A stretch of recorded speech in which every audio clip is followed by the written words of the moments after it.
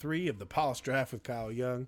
We're going to be discussing how to beat up your dialogue and how to improve it in that final polished draft before you send it out. Again, we're looking at The Last Wave Sun, one of my books that is yet to be really edited. Hopefully at the end of this process it will be. And I'm going to look at some dialogue here and talk about how to beat up your dialogue and why that's a good thing. And so what I'm going to do is I'm going to scroll through here and look for some dialogue.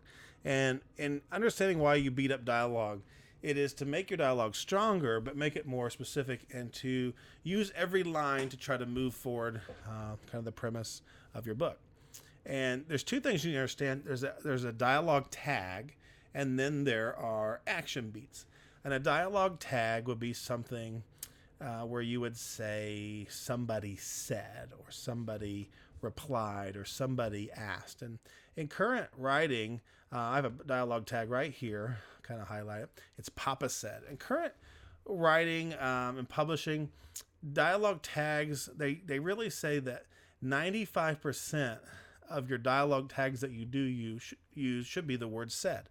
I know that's hard. For me, that was hard when I first started, because when I was taught in school, I was taught you had to be creative. You had to say he whispered and he replied and he snickered, and you had to come up with these creative ideas for your writing, but that's not what publishing is looking for currently. And so in your writing, not only do you want to use said most of the time, you don't want to use the word asked, because instead of the word asked, you would say said, and you would have at the end of your sentence question mark. So for me, don't muddy up the water, people drink out of this. If this was a question like people drink out of this, question mark, I wouldn't say Papa asked. I would say Papa said, because the question mark tells you that it's a question, and it's, Papa is saying the question. And so the majority of your dialogue tags that you use, such as said or ask or replied, the majority of them should be the word said alone. And there's times you can use whispered, but it really is stronger writing if you use something called an action beat to spice up what's going on. So this would be an instance of me using a dialogue tag. Now, down here, a couple sentences later, I have this sentence: the cold liquid felt soothing. He was relieved it was over. Much better. Papa examined his clean face. I could have said much better, Papa said, as he examined his clean face, but that's kind of a weak sentence. And so I say much better, Papa examined his clean face. I could say Papa examined his clean face, much better. But what's happening is you're realizing, using this action beat, that Papa is doing something. And since Papa and much better are the same paragraph, you know that Papa is the speaker. So without coming out and saying it, I don't have to say Papa said with the dialogue tag. I just have the action beat, and you know who the speaker is, but it also gives you a more fuller picture of what's going on at that time in the story. You can see this man, examining his son's face, and we see down here, you won't let me worry, Mama, Papa winked. You won't let me worry about Mama, Papa winked. We know Papa's the speaker, but Papa's doing an action. You can feel him, I can feel him like leaning in, winking at his son with a smile on his face. Let's go to the selection ceremony.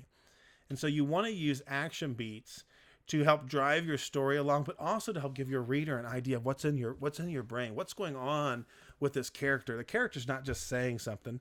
The character doesn't say just much better and nothing happens. They don't move. They don't smile. They don't change their body position. Something is always happening, especially if this person's a big personality in your book. They're always going to be moving their hands or flailing their hair or walking around or doing something. So describe that, and it helps bring your characters to life. It helps give them a personality, but it also can help drive your story along. And so when you're writing and you're going through your draft, look at every single line of dialogue. For me, I start at the beginning. I look for quotes, and I look at it, and I want to know, does this have an action beat? Does it have a dialogue tag? Does it have a dialogue tag and need to be changed to said? Or does it have a dialogue tag and it would better off be kind of fit the story with an action beat, or it would help drive the story along? And sometimes, if you only have two speakers, you don't need a dialogue tag.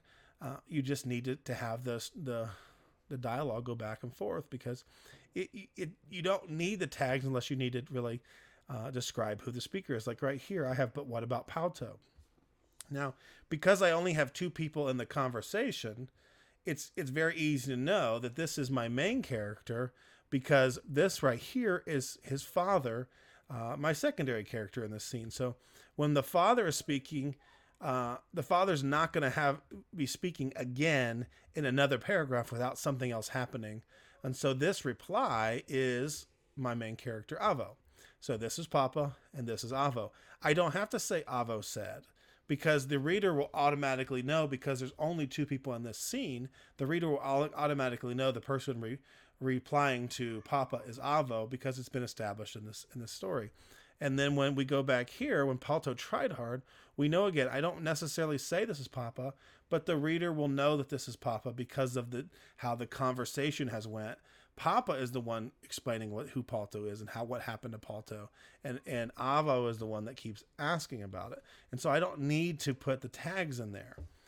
Kind of the last part of my polish draft phase when I'm beating up my dialogue is I make sure, once I kind of do all that, I do a final check and I just go through it and I ask myself, do I know who's saying this?